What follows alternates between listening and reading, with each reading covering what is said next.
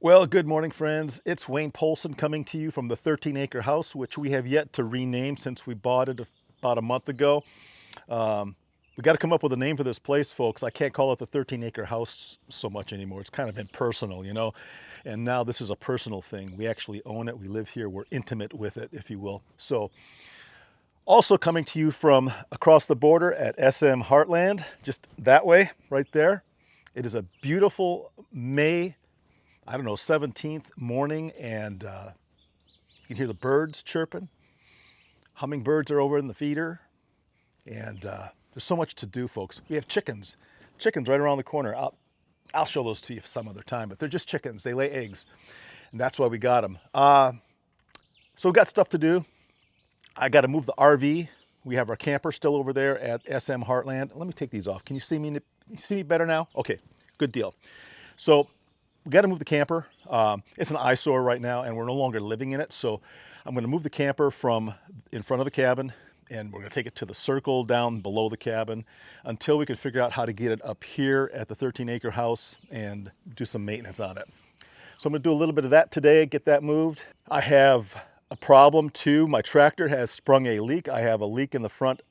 I was going to say the driver's side. The driver's side's in the middle, but it's the passenger side. It's the right front tire of my tractor has a leak in it, and it's probably because I ran over something sharp-edged over there in the burn pile that was started by the people who previously owned the property. They just threw everything on that pile, like mattresses, box springs, you name it. It got burned.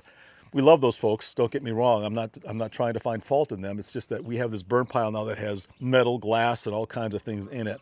And I think I ran over something sharp there and put a hole in my tire. So why am I telling you all this? Because I'm going to patch the tire. I'm going to show you how to patch a tire. For those of you folks that know how to do this already, you can go watch another YouTube video. Go ahead, that's fine. But I'd love it if you'd watch this one, because this one is going to be special, I promise. But for those of you who have never patched a hole in a tire, this is for you, because I'm going to show you how to do it. And you need to carry these tools in your car with you so that you can do this on your own. So here we go. Let's do it. All right, to start off with, we want to go ahead and pressurize the tire. We want to get as much pressure in this tire as we can. It's a small hole, so it'll still hold pressure. So I'm going to go ahead and pressurize this. I got about 26 PSI there. We're going to leave it right there. Now we're going to take this stuff right here. This is leak check, folks. This stuff is high-tech leak check fluid. Actually, it's just a little bit of Dawn dishwashing liquid with a little bit of water. Correction, it is a lot of Dawn dishwashing liquid and a little bit of water.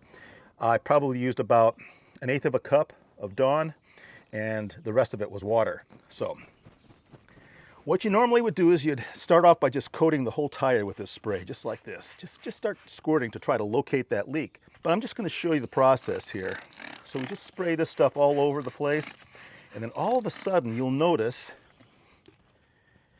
a peculiarity. Do you see the peculiarity here? Do you see it? It's a very peculiarious. Do you see that right there? Right there? Let me zoom in a little bit. Yeah. See right there? You see that long chain of bubbles? Right there? Look at that. See the bubble coming up? That is evidence of a leak, folks. So there you have it. We've identified the leak. Now, what I'm going to do, you don't have to do this part, folks, but what I'm going to do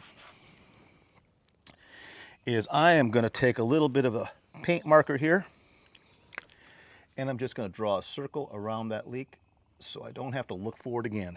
There it is. Let's get a close-up of that, shall we? So there it is, folks. There it is right there, a little bit closer. Again, I'll spray some of this on there, and you see what happens. See that bubbling action? There's your leak, boys and girls, young drivers.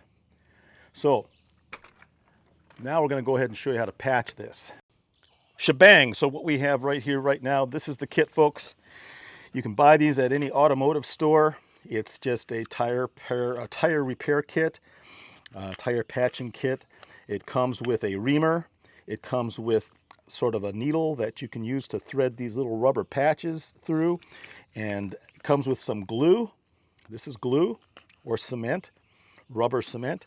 This one also comes with a little sharp razor knife. They don't all come with that, but it's kind of handy to have. You'll see why in a minute.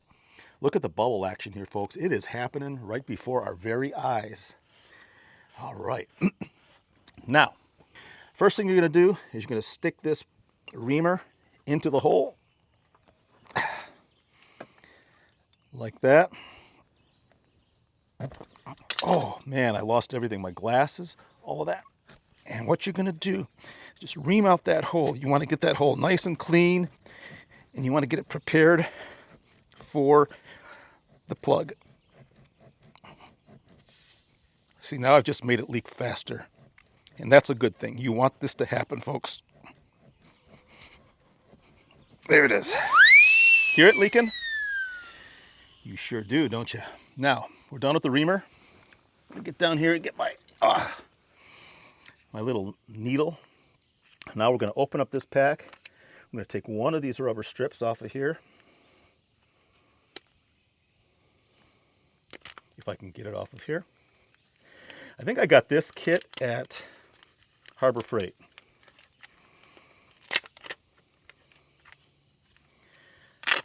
So there we go, we got that. Now the trick is to kind of squish this so that you can start it through the eye of the needle and pull it through. You want to get it halfway through there, like that.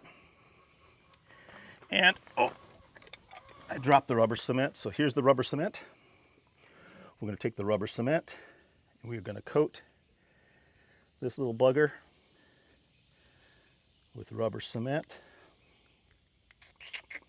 just like this. You don't need a whole lot, just get it on there. Now, with that done, we're going to stick this thing right into the hole. Let me move my knife here. Right into this hole.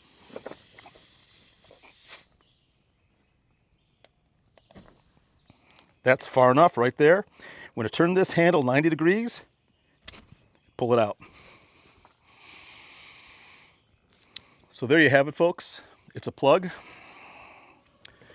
We are now going to do another leak check.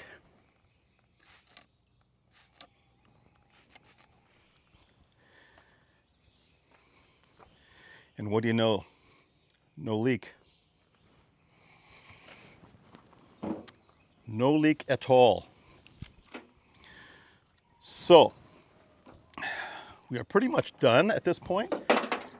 It's optional. You don't have to do this next step, but if you don't like the way that thing protrudes there,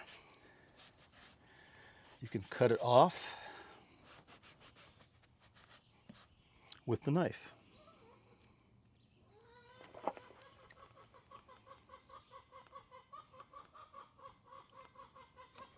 Just like that. And voila, you are done, folks. The tire is patched. The only thing you want to do at this point is make sure you have enough air in the tires. So now go ahead and pump her up again. And I believe this one takes 28. I'll take that back. It takes 26 PSI. And we are there right now. Going to put the valve cap back on. And just for grins, I'm going to check it one more time for leaks. Look at that, folks. Good as new.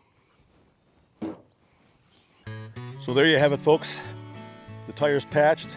I have no excuses now for not going to work, getting some mowing done, getting some logs moved, all that kind of stuff. Chickens. They're the darndest things. They do the craziest things. Kind of cool. They lay eggs too, and you can actually eat the eggs. Some people like to eat them with bacon and stuff like that. But pretty cool, huh? So That's all I have, folks. Love you all. You guys are the coolest people in the world. And I would just like to hang out with you guys all day long someday. Maybe we'll do that. Maybe we'll have a Heartland Festival here someday. What would you think of that? Just invite all of our YouTube friends over here to Heartland and have a ball for a weekend. Something to think about, huh? Be kind, folks. I'll see you next time.